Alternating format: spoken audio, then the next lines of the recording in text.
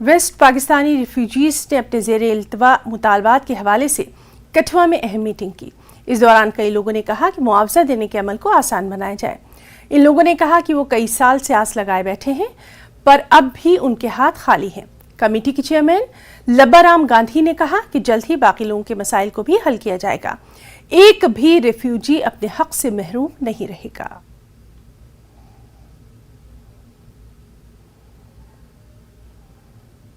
जी ये भी असें 16 साल होई है चलते ते जनवरी महीने की फाइल भी जमा कराई दी है, उसका कोई अजे जवाब नहीं आया। तो सरकार अग्गें इयै हत्थ बन्नी अर्ज है कि कोई साढ़ा मसला हल होना चाहिए है। तो घर पोतरे तंग करते हैं, जिसलै इत्थों जाना तो तंग करते भी केह् लेई आया है। असीं चाहते भी साढ़ा मसला हल होना चाहिए, जेह्ड़े फाइल जमा होई दी है, जेह्ड़े पैसे ने किस्त होनी चाहिए है।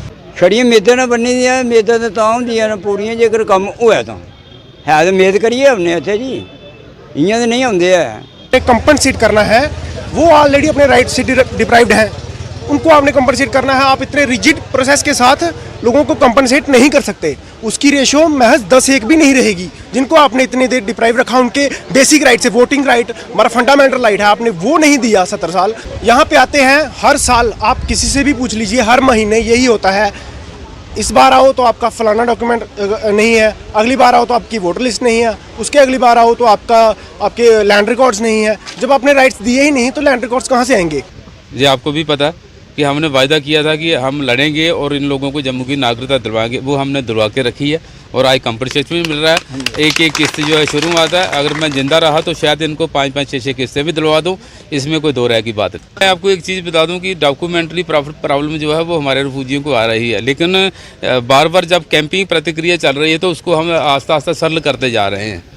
आज जहाँ कठुआ में अगर किसी के पास NPR वोटर लिस्ट नहीं है, लेकिन कैंप के जरिए उसकी भी जो फाइल है वो लग रही है, तो कोई टाइम ऐसा भी आएगा, खुद ऐसा सिस्टम चलेगा कि हम कहेंगे कि इनको घरों से जाके कहेंगे आइए यार हम आपको कंपनसेशन दिलवाते हैं। वो भी टाइम आने वाला है। उधमपुर जिले की मशहूर कलारी को जल्द ही श्रीनगर में G20 मीटिंग में खुसूसी डोगरा फूड आइटम के तौर पर जगह मिलने वाली है। इसके बाद कलारी बैनुल-अक़वामी सतह पर मशहूर हो जाएगी।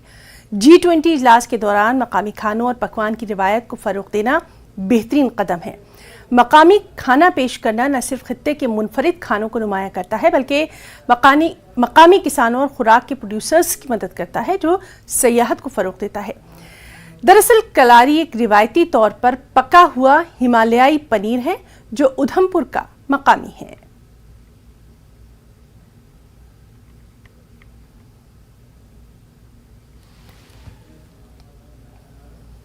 मैंने एक लाइवलीहुड स्टार्ट किया है, जो कि आप देख रहे थे। मैं दूध का लाइवलीहुड स्टार्ट किया है, और यहाँ पे दूध हमारे विलेज में इतना सारा था, लेकिन वो मार्केट में सेल होने के लिए हमें जो प्राइस है वो हमें पर केजी का 25 मिलता था।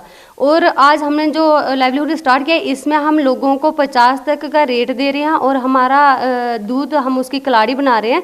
और हमें पहले के जो लोग थे उनको लाइवलीहुड नहीं था, रोज़गार नहीं था, और अभी हमने ये रोज़गार स्टार्ट किया है। पहले लोग ऐसे घर में फ्री बैठते थे और घर से बाहर भी नहीं निकलते थे, लेकिन उम्मीद के साथ जुड़ के हमें काफ़ी सारे बेनिफिट मिले हैं। G20 की बात करूं तो जैसे इस जो धीरन विलेज में हूं इस वक्त मैं, यहाँ पे जो हमारा क्लस्टर C है, यहाँ की जितनी भी लेडीज़ हैं जो हमारे पास, ऐसे तो क्लस्टर में 250-300 लेडीज़ जो हैं वो जुड़ी हुई हैं, जो हमारे साथ कलाड़ी और प्रोडक्शन में जो पार्टिसिपेट करें, जो मेंबर है हमारी, जो AMC पैकेज दूध डालती हैं और वहाँ से हम कलाड़ी बनाते हैं आके।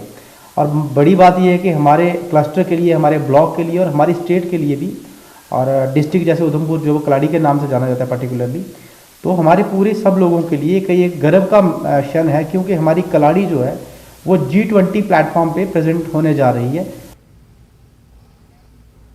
तो न्यूज़